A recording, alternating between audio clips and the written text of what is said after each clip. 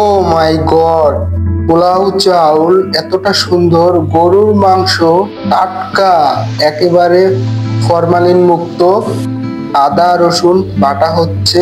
এই হচ্ছে প্রথম বাবুর্চি। এখন যেটা দেখবেন দ্বিতীয় বাবুর্চি। হাই হ্যালো, তেল গরম হচ্ছে, রান্নার জন্য গরুর মাংস রেডি করা হচ্ছে।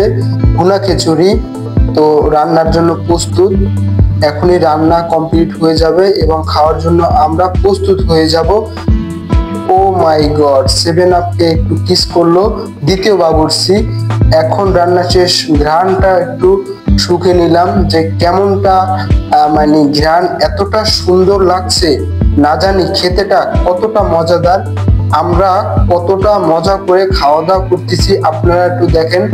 অনেক দিন পর একটা পিকনিকের মতো আয়োজন করলাম, গরুর মাংস দিয়ে, পোলাও চাল দিয়ে ভুনা খিচুড়ি। দেখেন কালারটা কতটা সুন্দর। অবশ্যই আপনারা থাম্বনেল দেখে বুঝে গেছেন যে কতটা সুন্দর হতে পারে আজকের ভুনা খিচুড়ি গরুর মাংস দিয়ে। দেখেন আমরা কতটা মজা করে খাচ্ছি। কিন্তু একটা ব্যাপার যেটা হচ্ছে যে ভুনা খিচুড়িতে যে এতটা ঝাল হয়েছে যে আমি মানে কি ফু ফু দিয়ে খাচ্ছি এতটা, দেখেন। কিন্তু রান্নার রেসিপিটা মারাত্মক সুন্দর হয়েছে, কি বলবো।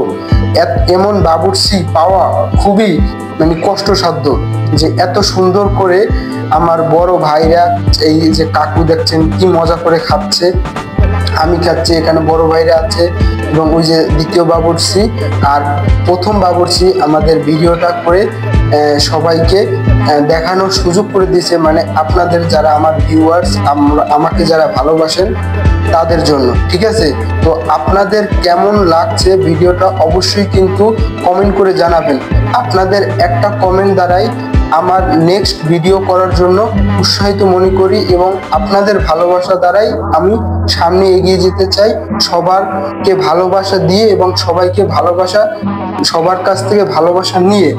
তো আমরা খুবই কিন্তু মজা করে খাচ্ছি। অনেক দিন পর একটা ছোটখাটো আয়োজন করলাম, আমাদের কলিগ এবং আমি, আমার বড় ভাইরা আছে, চাচা আছে এখানে একজন, সেও কিন্তু খুব সুন্দর রান্না করে। কিন্তু সব সময় তাকে দিয়ে যে রান্না করে খেতে হবে এমন কিছু না।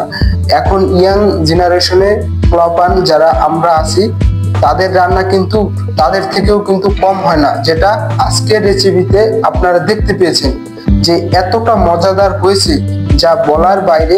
কিন্তু ঝালটার পরিমাণ এতটা ছিল যে আমি খাওয়া দাওয়ার পরে মনে হয় আমি 2 লিটার পানি খাইছি, এতটা ঝাল। পরের দিন সকালবেলা ওয়াশরুমের তা আর বললাম না, আপনারা বুঝে নেবেন কি অবস্থা হয়েছিল। আর এই যে বড় ভাই খাওয়া দাওয়া করতেছে, পানি খাচ্ছে, তার মানে বুঝতে পারছেন যে কতটা ঝাল হয়েছে। যা হোক, কোনো ব্যাপার না, রান্না করলে 18, 19, 20, 15, 16, 20 এরকম হতেই পারে, ঠিক আছে। হয় ঝাল একটু বেশি হবে, লবণ একটু কম হবে, হলুদ বেশি হবে, হলুদ কম হবে, মরিচ কম হবে বেশি, এটাই স্বাভাবিক।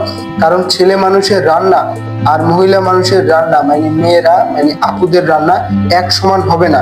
কিন্তু তারপরও ঝাল পরিমাণ যেরকমই হোক না কেন, আমরা একসাথে বসে খাওয়ার মজাটা যে এনজয় করছি, এটাই আমাদের কাছে সবার থেকে একটা মানে একটা ভালোবাসা, সেটা হচ্ছে অন্যরকম। না জানি এরকম বসে আমরা অন্য কোনো দিন খেতে পারবো কিনা, কারণ মানুষের জীবনের মৃত্যুর কোনো সেকেন্ড নাই, তাই না?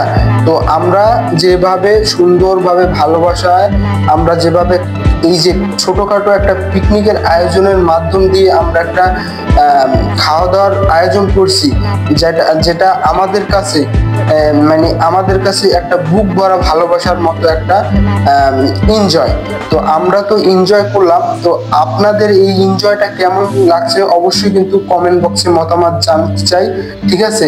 তো এরকম এনজয় আপনারা মানে ছোটবেলা বা এখনকার সময় কারা কারা করছেন সেটাও কিন্তু কমেন্ট করে জানাবেন। আর আমাদের মানে খাওয়ার যে রেসিপিটা, এটা আর কি বলবো।